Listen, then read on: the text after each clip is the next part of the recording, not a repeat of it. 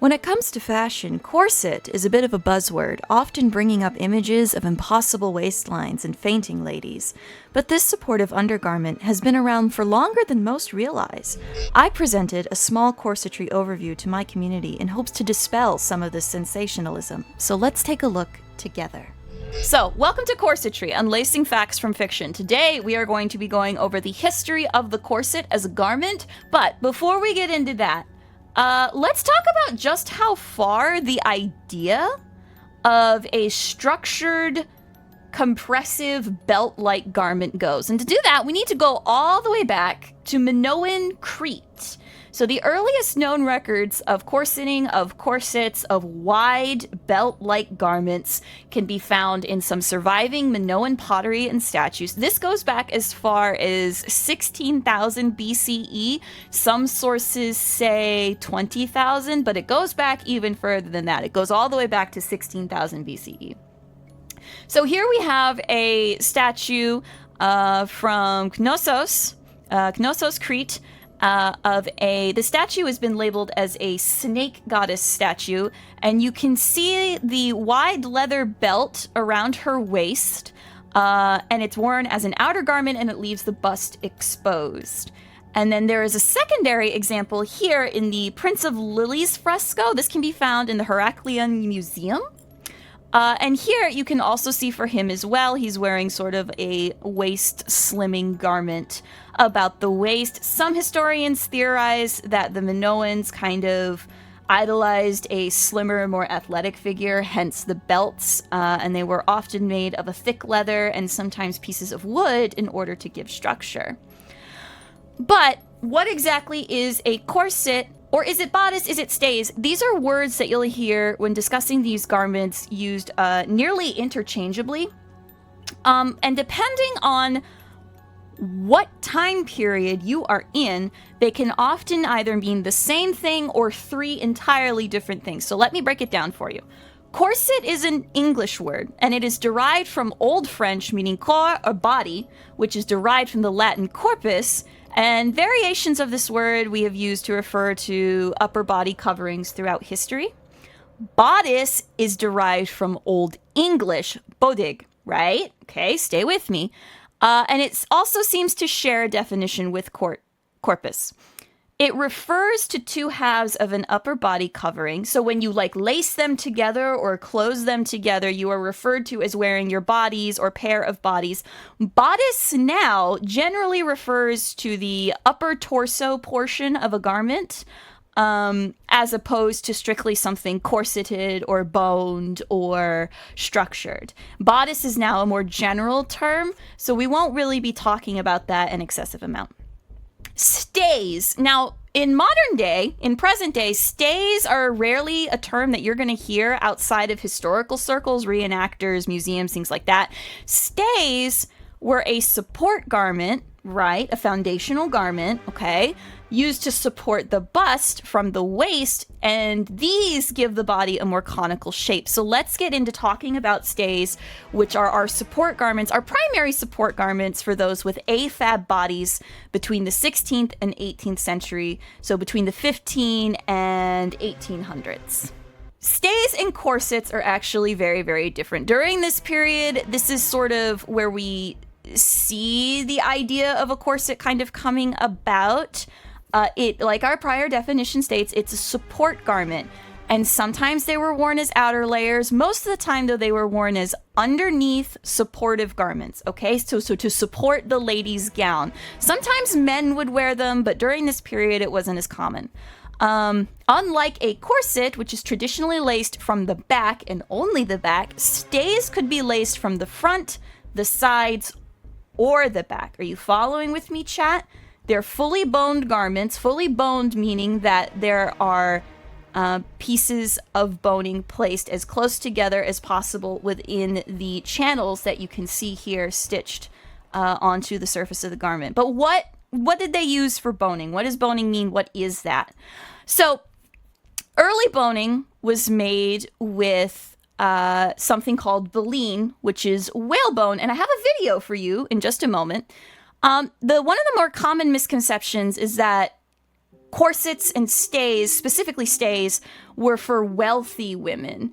Women of all classes actually wore stays, and they were a key component to being considered properly dressed. So if you didn't have on your stays, you weren't considered properly dressed. You weren't considered properly put together. You had to have your stays on. And the external materials that they were made from depended on your economic status. So for fancy ladies, richer ladies, upper society ladies, it would be linen, like high quality silks, higher quality linens. For those amongst the workforce or those doing physical labor, you would have things like linen. Now, the garments were stiffened using baleen or whalebone, and whalebone is deceptively rigid looking. So what we're going to do now is we're going to flip over to this video really quick, and we're gonna take a look at some baleen. Hi everybody, so today is going to be a fairly short but a very special video because I have the immense honor of showing you some natural baleen. This is so rare. It's from the baleen plate of a gray whale, and this is not my first time seeing whalebone in general.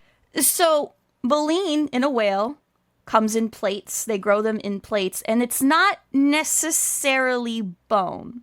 It's not bone in the... Yes, it's whale teeth. It's the bristly bits of the whale. So if we go back in the video, you can see here, you can see how the end there, that's all bristly.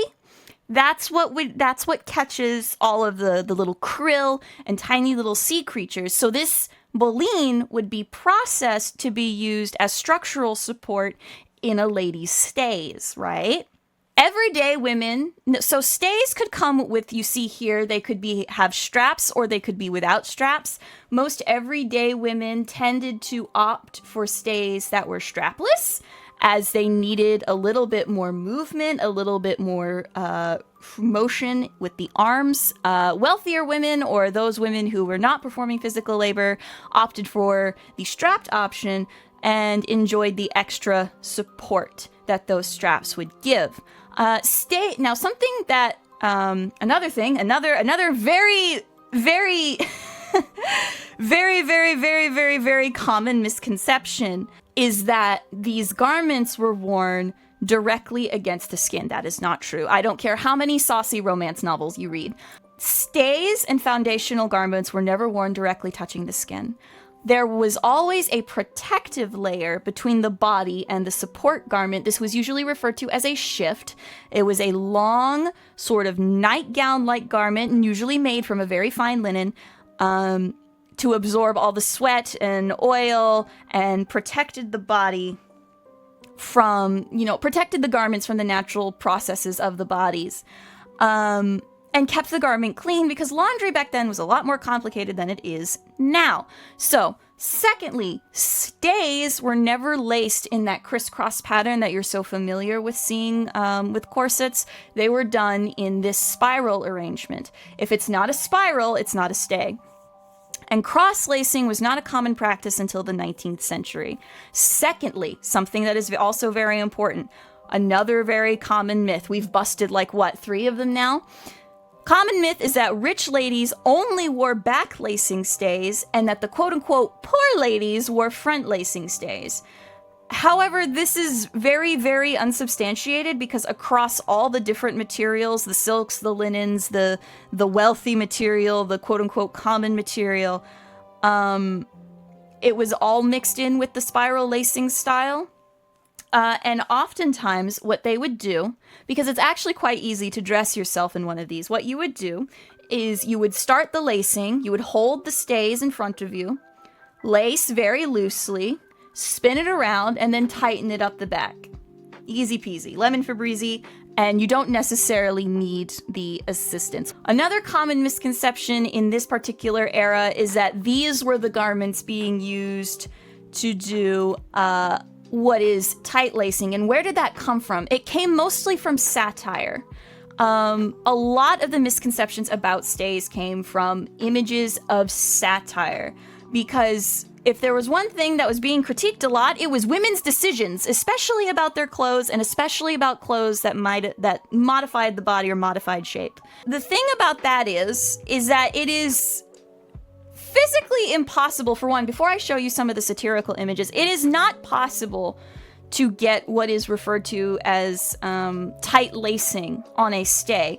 And that is because, and you can somewhat see in this image here, the eyelet, the metal eyelet or grommet as we know it, did not come into existence until the 1820s. The way eyelets were made in stays or on any garment that required an eyelet for lacing was through embroidery. So we would take an awl and puncture through the garment and then embroider and stitch around the hole made by the awl, and that would be your eyelet or your lacing hole. Okay? So none of that tightening down would start showing up until way later down in the 1800s. Okay? So yes, so these satirical images is where we got the start of these, oh, they are torture garments, clearly. And they would be very much overly exaggerated. And then, of course, doctors and physicians started getting in on it because of sexism and also a little bit of racism. We'll talk about that later. And they weren't born from facts. It was more so a concern for, well, she needs to be able to make babies. This is clearly a compression garment. How can she make babies if she's being squished?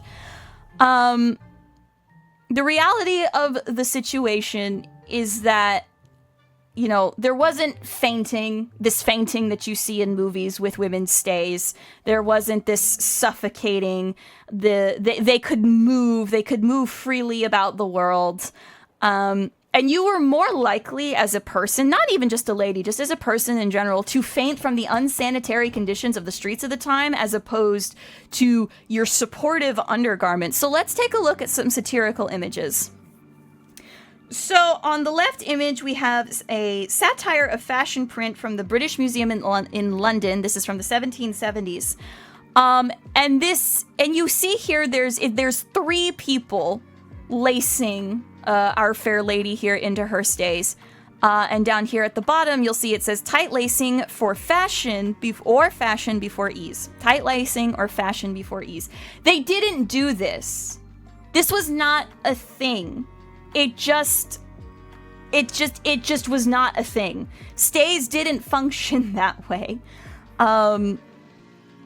It just wasn't something you could do with the garment, especially because, and here's the thing, a series of stays, we'll go back up here, created a much more conical shape. You get some waist reduction, but it was really more about supporting the upper body and supporting the posture as opposed to shrinking and minimizing the waist. And then here on the right side, we have Bath Stays, or the Ladies' Steel Shapes by Matthew Darley from 1777, and this image can be found in the Library of Congress. This image is meant to evoke the idea that the entirety of her stay is made out of metal. There were instances of iron and steel stays, however, there's no real proof that they were worn, and it's mostly theorized that those were created as a sort of novelty. Yes, it's made to support you. Some stays could be worn as outerwear, Vesper. You would have, if you were a lady of higher standing, you would have your supportive underneath garments, and then you would have what is called a stomacher, which you can kind of see that Our Lady has here. That would be decorative, and it would be pinned into place sort of over the stays, and it would kind of be a blend of under and outerwear.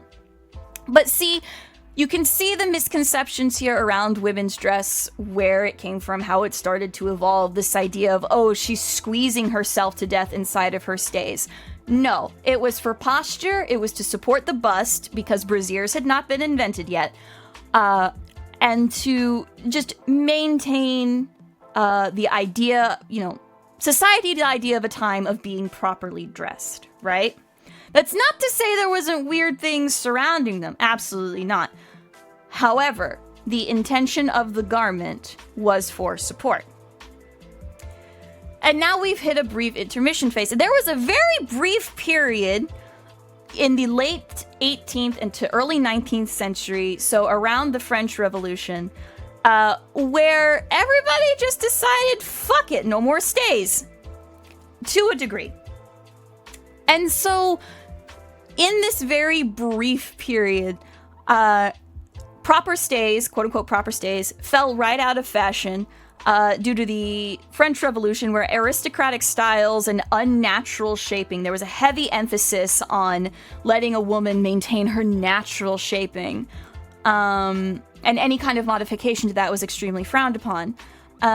So we see garments for women shifting from these big multiple piece gowns and really elaborate manners of dress to what we see very commonly in the Regency period with these high-waisted, very flowy gowns with shifting attention more so at the bust line. Miss Liz, you got it exactly right. It's meant to be fitted, but not tight.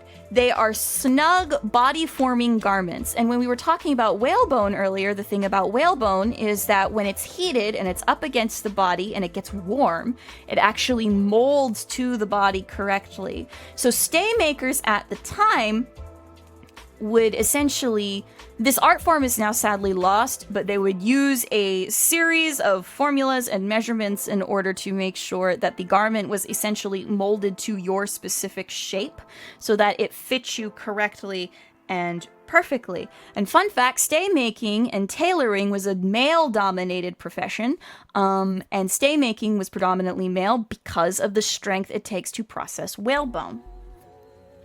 So, now we're going into somewhat of the Regency period here with our high-waisted dresses and our loose gowns and natural waistlines, etc., etc.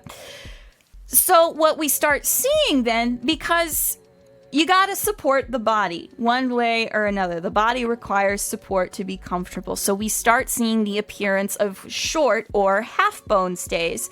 So these garments didn't really go all the way down to the waist, and they didn't quite come up super far past the chest area, and it shifted the bust forward. This can often be referred to as prow front, in order to fit better into the shape of the gowns that we were looking at the time. And again, during this period, we have more critiques from doctors and philosophers, wanting to really promote that quote-unquote natural beauty of the female waist and criticizing stays for their alleged effects on the health of women, i.e. the ability to bear children. But this period became very interesting as emphasis was just brought to the bust, and we start seeing the appearance of separated cups in our undergarment for the first time. This is an 18th century example from the Victoria and Albert Museum. And so stays have shifted to be much shorter. They sort of rest on the waist as opposed to compressing the waist. And then you have separated and individual cups to sort of separate and kind of lift the bust. Whereas with full stays here, it was meant to flatten and just sort of hold everything together in that nice conical shape. And so the early 19th century rolls around, and all emphasis on the waist is completely gone. We're favoring rounded bust shapes, and this is where we start getting really experimental. So between about 1795 to about 1820, all sorts of undergarments are appearing, including prototypes for the modern bra, which is really, really interesting. And here you see what was being referred to as quote-unquote stays in the early 19th century, just this full sort of long garment. This single solid piece that you can sort of see here through the material, that is called a busk. And it was usually made with either wood, sometimes metal, but not necessarily. You can see that this one was likely some manner of metal, as there is rusting coming through here. And that was sort of what we were wearing at the time. And again, this period extended from the 1795 to about the 1820s. However, when we get to the 1820s, now we're getting into corsets. This is where we start to shift back, because the Regency period was actually rather short. It was short. It was very small. The sentiment of, you know, not mimicking the aristocracy and natural shapes didn't necessarily, it just didn't last for one reason or another. Whether that be because trends, general sentiment, economy, what have you. So as we're going into the 1820s, what we currently think of as a corset came back along with these very complex multiple piece gown. This is an 1820s evening dress in copper from the Powerhouse Museum. Now, the 1850s and the 60s sees the dress reform movement. And you're like, Faye, you just skipped like 30, 40 years. Why did you do that? Because things were progressing rather quickly in terms of shaping, because we are getting into the Industrial Revolution. Metal was introduced, specifically metal eyelets were introduced in the 1820s, and this allowed you to get a tighter cinch on your corset, or a tighter cinch in your, supportive underwear. Now, this satirical image here exists because of what we're about to talk about. This is an 1820s, the dangers of tight lacing image, in which you are so pulled taut that you could be ripped apart by a simple breeze. So that's kind of where the modern day argument is starting to come from. That's where it's starting to arise. Mass manufacturing has also begun. Corsets can now be made in on a manufacturing line at this point. Once the 1820s hit and the Industrial Revolution arises and we start putting things on a production line, and everything can be made a lot quicker. You don't have to go to corsetiers necessarily, or a special stay maker, or any sort of special tailor to go and get, your undergarments. Suddenly, things start to shift a little bit, and now we're into the Victorian era, and we're gonna talk about the tight lacing trend and ye old photo editing. So there is an extreme amount of conflicting information, and there are a lot of baseless accounts. There are a lot of doctored medical diagrams. There is a lot of nonsense. I have done my best here today to sort of cut the fat and really get to the heart of the matter. So, on the one side of the aisle, we have the dress reform activists putting the blame squarely on men and patriarchal society for using quote-unquote slave garments, as the dress reform activists believed that the act of lacing yourself tightly reinforced a prisoner's mentality for some reason, due to the restriction of movement. And on the other side of the aisle, you have physicians advocating against the use of any sort of compression garment for the sake of fertility, family, and they were very sex negative at this time period. There was a lot of, because of the shape that it gave and the curves that it gave, the garment was rapidly becoming highly sexualized. And if you know anything about the Victorians, them motherfuckers was weird. They were weird and horny all the time.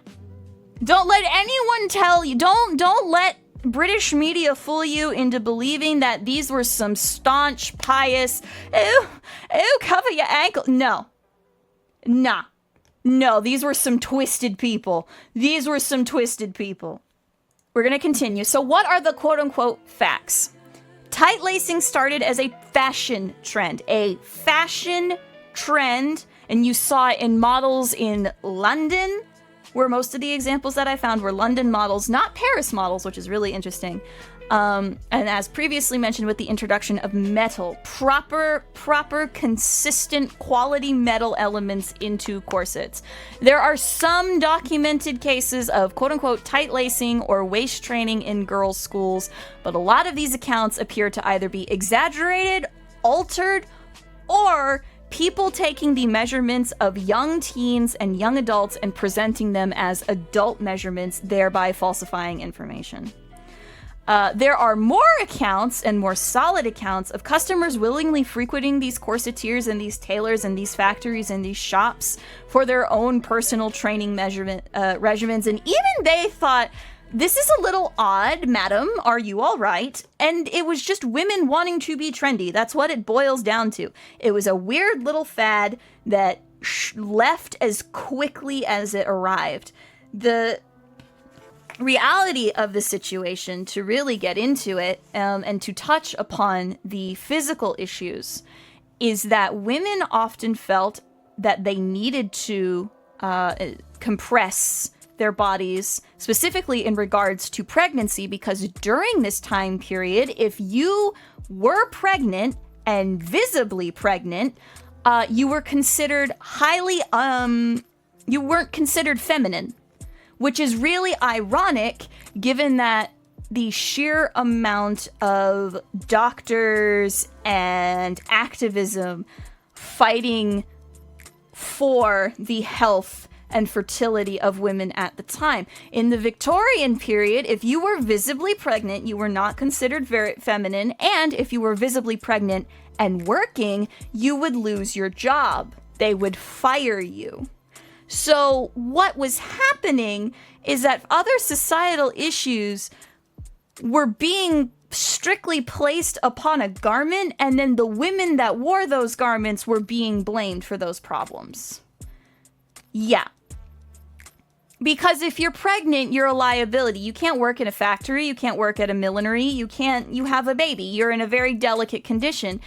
Difficult births were being blamed on the clothes that they wore. Never mind the fact that this is the industrial Victorian period. Medicine has not gone very far at all. And you have these doctors willing to make up these bizarre diagrams and these, falsified, deformed skeletons to try to scare you out of making a supportive garment. And the reality is that tight lacing just wasn't as big or as widespread of a thing as everybody wants you to think it is. While there were likely societal pressures to kind of have that nipped in waist because that was the fashion at the time, and while fashion is very prolific today and has a lot of influence over people today, it went a lot harder back then. There was not much freedom of choice because once something was the decided societal norm, that was it. That was kind of it. You couldn't just go down to a separate store and buy a separate kind of clothing. No, you had to go to the tailor. You had to go to a specific shop, and that is what you wore. They were kind of stuck in this. It was women's fault. It wasn't just the men being weird about it. Everybody was being weird about it. It was a fun little thing that they wanted to play with. And tight lacing, when done incorrectly, can be dangerous. However, the point that I am trying to establish here is it was nowhere near as widespread as everybody wants you to think it was.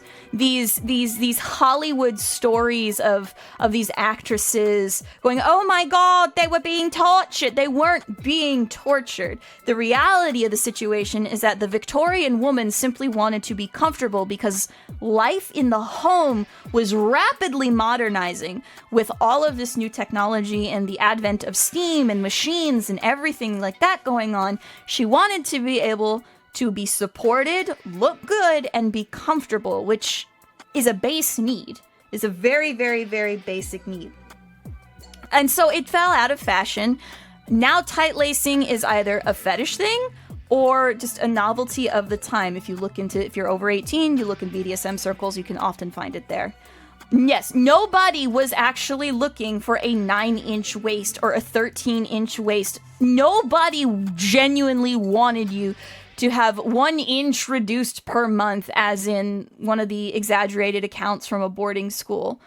What was happening is that they were taking these dress standards, to an extreme.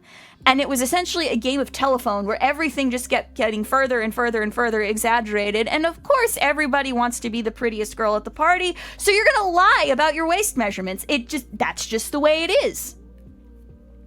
And so what started happening was the development of quote-unquote health corsets. And one such notable individual is Roxy Ann Kaplan, who was a writer before she became an inventor, and her husband, who was a physician, actually aided her in the development of the health corset. So you can see an example of Roxy's work here on the left.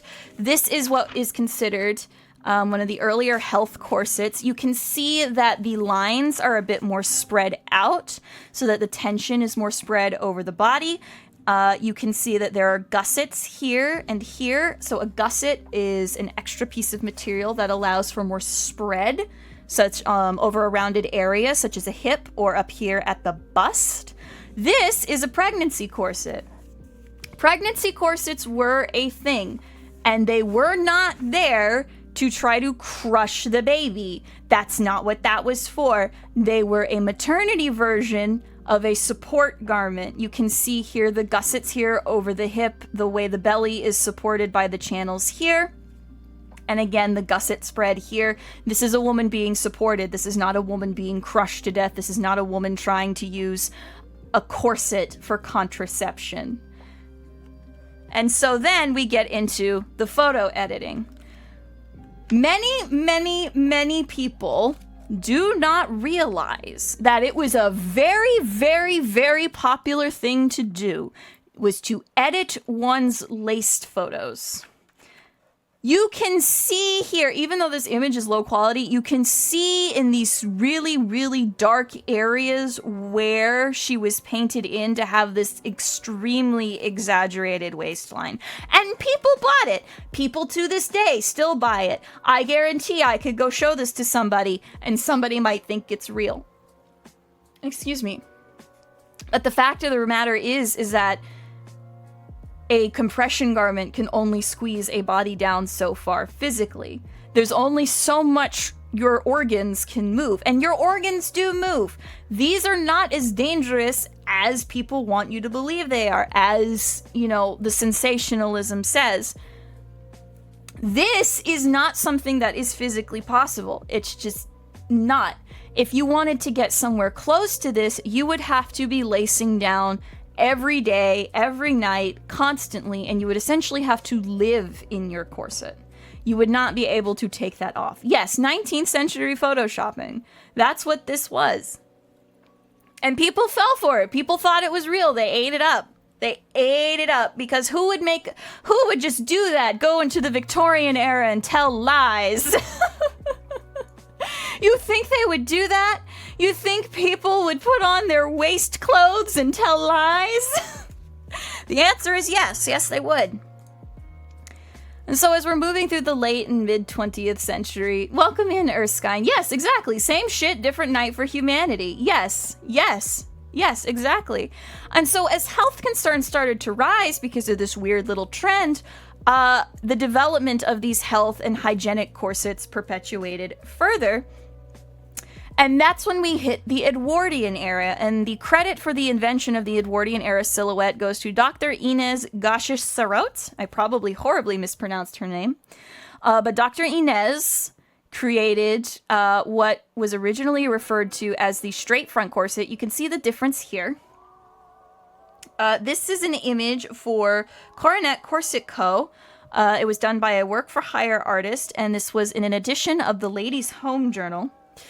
And it shows the differences in posture here. The way that the old style or Victorian style corset would have you very straight up and down, as opposed to the new figure. What was the new figure?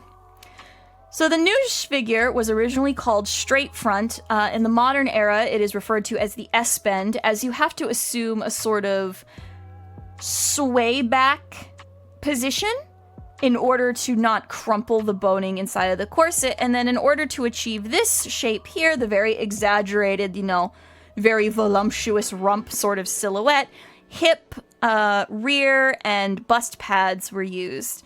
This shape was also not without its issues, because what it would do is irritate the lower spine and exacerbate lumbar issues, because you were forced in this sort of bent forward, chest out, pelvis tilted back position.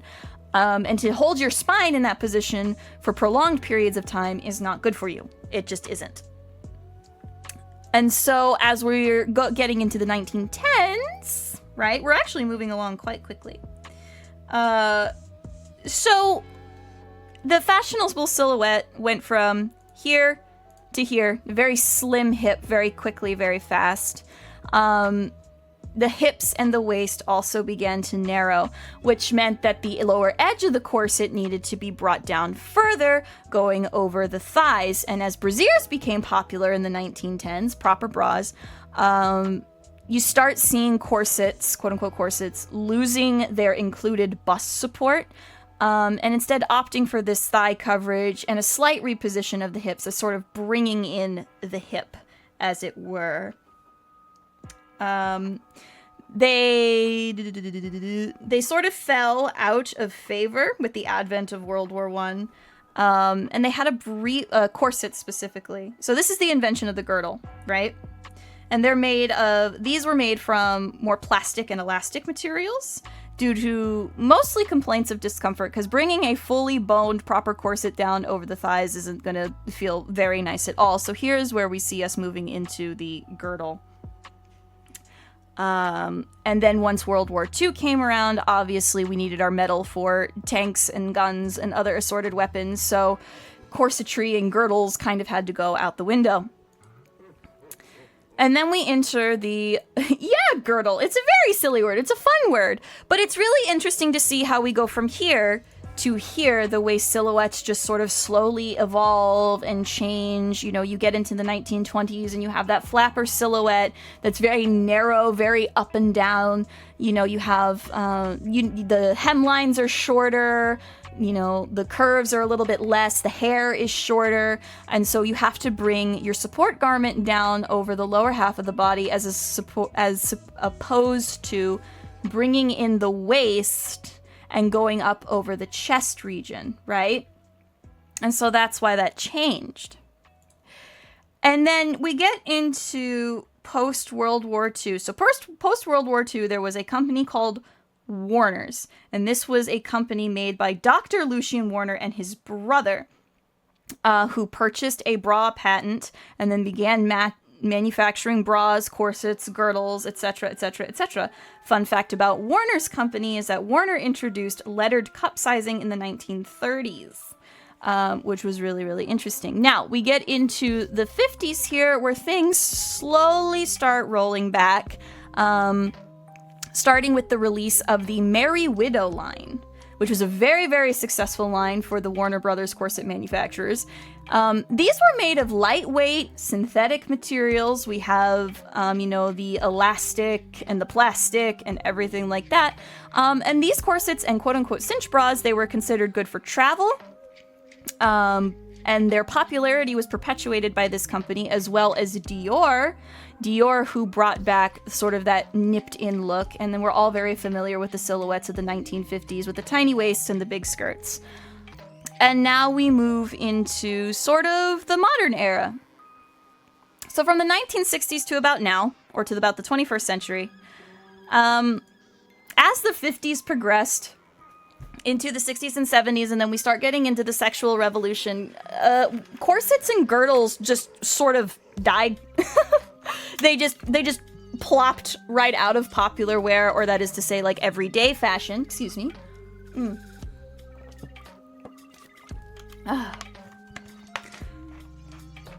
And there was an emphasis being placed on feminine freedom and comfort, and moving to support more quote-unquote natural ways of maintaining one's figure, a la diet and exercise, which is a whole slew of its own issues.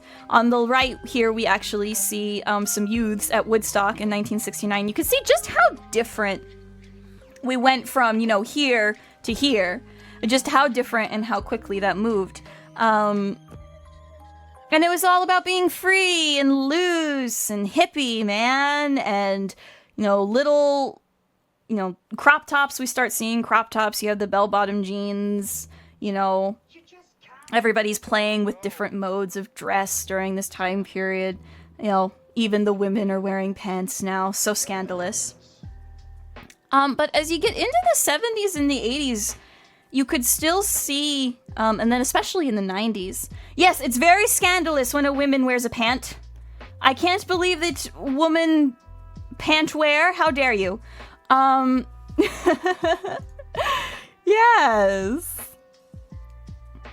But as we get into sort of the 70s and the 80s and then down into the 90s, corsets actually start making appearances on the runway, you start seeing them being used as these sort of shocking pieces. Down here on the right, we have a piece from Vivienne Westwood's 90s show, I want to say 1999 in Paris, and then up here we have Thierry Mugler's La Chimère gown. And so corsets started being used again in high fashion, and we've kind of come full circle between the 80s and the 90s, late 70s as well, where it was starting to be viewed again as this really cool, kind of archaic garment that you could get really cool body shapes with and really accentuate whatever haute couture garment you were working on. As opposed to its original purpose which was just quite literally to provide support for the body and the layers upon layers of gowns that you would have to wear during your respective time period. Corsets are also now really, really popular amongst subcultures. Not only are the more femininely inclined are getting back into them, but also the more masculine are getting back into them. This is a very popular Instagram and TikTok account, Innova Corsetry, that almost specializes exclusively in corsets and corset vests for men and AMAB bodies. And there's this movement to sort of reclaim the sort of sexual taboo and symbolism behind these garments and make them into these classy, beautiful pieces that you can, wear without shame and discomfort.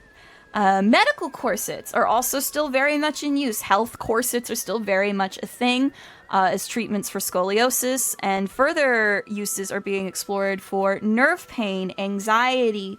I own corsets. I have one very special one that I love very much, and I find that wearing it, not only am I better supported in general, but it does help soothe anxiety. The pressure and the compression, for me, feels kind of like a nice hug, but just all the time. So it helps me really feel comfortable and sort of soothe my mind, and more exploration is being made into that area with corsets and psychology and various different types of chronic pain, and I hope to see more research about it in the future.